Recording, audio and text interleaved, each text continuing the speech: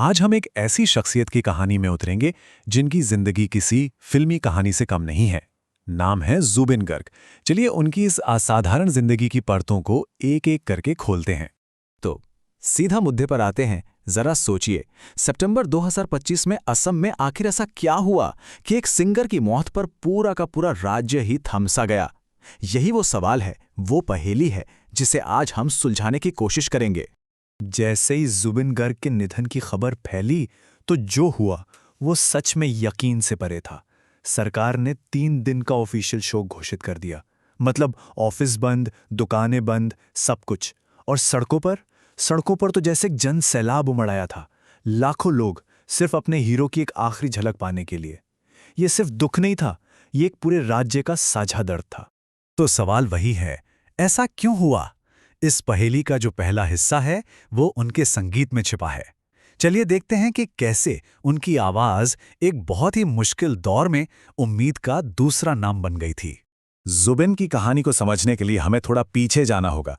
1990 के दशक के असम में वो एक बहुत ही मुश्किल दौर था। चारों तरफ हिंसा, अलगाववाद और युवाओं में एक गहरी हताशा का माहौल था। और ठीक इसी अंधेरे के बीच 1992 में एक आवाज गूंजती है, एक एल्बम के साथ, अनामिका। देखिए, जुबिन के गाने सिर्फ गाने नहीं थे, वो असम की मिट्टी की खुशबू थे, वहां की नदियों का संगीत थे, वहां की संस्कृति की आत्मा थे। एक ऐसे दौर में जब युवा अपनी पहचान को लेकर उलझन में थे, जुबिन के गीतों ने उन्हें अपनी जड़ों पर गर्व करना सिखाया।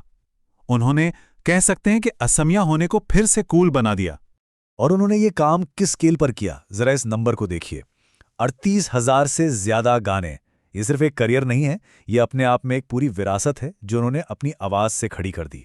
और उनका दायरा सिर्फ असम तक ही सीमित नहीं था, बिल्कुल नहीं। उन्होंने 40 से ज्यादा भाषाओं में अपनी आवाज का जादू बिखेरा। असमिया और हिंदी से लेकर तमिल, बंगाली और नॉर्थ ईस्ट की लगभग हर भाषा में उनकी प्रतिभा की सच में कोई सीमा नहीं थी। लेकिन इस सारी चमक धमक के पीछे एक कड़वा सच भी है। इतनी बड़ी सांस्कृतिक विरासत बनाने वाले इस कलाकार को उसकी कला का सही मोल कभी नहीं मिला। प्रोडक्शन हाउसेस ने उनके जीवन भर के काम के अधिकार अपने पास रखे और उन्हें क्या मिला? बस एक बार की मामूली रिकॉर्डिंग फीस। तो यहां आकर एक जरूरी सवाल उठता है, पॉपुलर तो बहुत से आर्टिस्ट होते हैं ना, है ना? फिर जुबिन गर्ग में ऐसा क्या खास था? उनका संगीत इस कहानी का सिर्फ एक हिस्सा था। असली जवाब कहीं और भी गहरा है। जुबिन को जो चीज सबसे अलग बनाती थी वो सिर्फ उनका संगीत नहीं था, बल्कि वो चीज थी जिसने उन्हें लोगों के दिलों में बसा दिया था। वो थे जनता के आदमी। देखिए, जुबिन के लिए स्टारडम का मतलब बंद दरवाजों के पीछे रहना नहीं था। वो सच में लोगों के बीच रहते थे। कभी मजदूरों के साथ सड़क किनारे बैठकर खाना खाते तो कभी सब्जी वालों की मदद करते। असम में बाढ़ आई हो या कोविड की महामारी, वो हमेशा सबसे आगे खड़े मिले। उन्होंने तो अपना घर तक कोविड केयर सेंटर बनाने के लिए दे दिया था। सोचिए, ऐसा कौन करता है भला? उनके बड़े दिल का एक और उदाहरण चाहिए तो कजाली की कहानी सुनिए। उन्होंने एक प्रताड़ित घरेलू सहायिका को ना सिर्फ बचाया, बल्कि उसे अपनी बेटी बनाने के लिए एक लंबी कानूनी लड़ाई लड़ी और जीती भी। ये कोई फिल्मी स्क्रिप्ट नहीं, ये जुबिन गर्ग की असल जिंदगी थी। और अब हम आते हैं जुबिन के व्यक्तित्व के सबसे जरूरी पहलू पर। उनका संगीत, उनकी दयालुता, ये सब तो था ही, लेकिन जो चीज उन्हें सच में एक अलग लीग में खड़ा करती थी वो थी उनकी निडरता। हर तरह की सत्ता के खिलाफ सच बोलने का उनका साहस। उनके अपने ही शब्द उनकी पहचान को सबसे अच्छे से बताते हैं। उन्होंने खुद कहा था, मैं एक विद्रोही हूं, मैं एक लड़ाका हूं, और उन्होंने इसे अपनी पूरी जिंदगी में साबित करके दिखाया। जुबिन का ये जो बागीपन था ना, वो किसी एक मुद्दे तक सीमित नहीं था।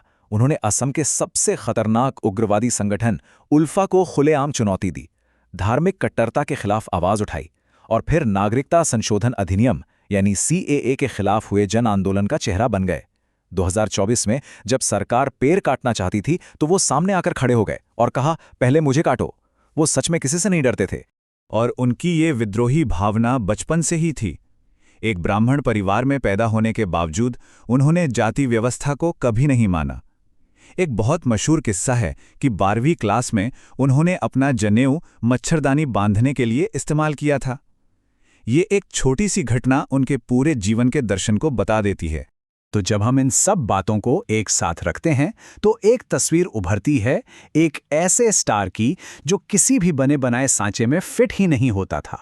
ये तस्वीर जुबिन और आज के सेलिब्रिटी कल्चर के बीच के फर्क को बिल्कुल साफ कर देती है। जहां ज्यादातर सितारे सत्ता के साथ खड़े नजर आते हैं और मुश्किल मुद्दों पर चुप्पी साध लेते हैं, वहीं जुबिन हमेशा जनता के साथ खड़े हुए। उन्होंने सत्ता से सवाल किए और अपनी आवाज उठाने से कभी नहीं डरे, अंजाम की परवाह किए बिना। अब हम अपनी शुरुआती पहेली के आखिरी टुकड़े पर पहुंच रहे हैं। हमने उनके संगीत, उनके काम और उनके विद्रोही स्वभाव को देखा। अब इन सबको जोड़कर देखते हैं कि पूरी तस्वीर क्या बनती है। तो हमारे शुरुआती सवाल का जवाब यहीं छिपा है। एक ऐसे दौर में जब समाज, धर्म और राजनीति में बुरी तरह बटा हुआ था, जुबीन वो धागा थे जो सबको एक साथ पिरोता था, और उनकी मौत ने भी यही किया। हर मजहब, हर जाति के लोग अपने सारे मतभेद भुलाकर सिर्फ अपने हीरो को विदा करने के लिए एक साथ खड़े थे। तो एक राज्य क्यों थम गया? क्योंकि जुबिन गर्ग सिर्फ एक गायक नहीं थे, वो अपनी संस्कृति की आवाज थे। वो लोगों के असल जिंदगी के हीरो थे। वो समाज की निडर अंतरात्मा थे, और सबसे बढ़कर वो एकता की एक बहुत बड़ी शक्ति थे। इन सभी किरदारों ने मिलकर उन्हें वो बनाया जो वो थे। और ये कहानी हमें एक बहुत बड़े सवाल पर लाकर छोड़ देती है। आज के इस दौर में जहां हर सेलिब्रिटी की इमेज बहुत सोच समझकर बनाई जाती है, एक क्यूरेटेड इमेज होती है, उस दौर में जनता का सच्चा कलाकार होने का असली मतलब क्या है? जुबिन गर्ग की जिंदगी हमें इसी बारे में सोचने पर मजबूर करती है।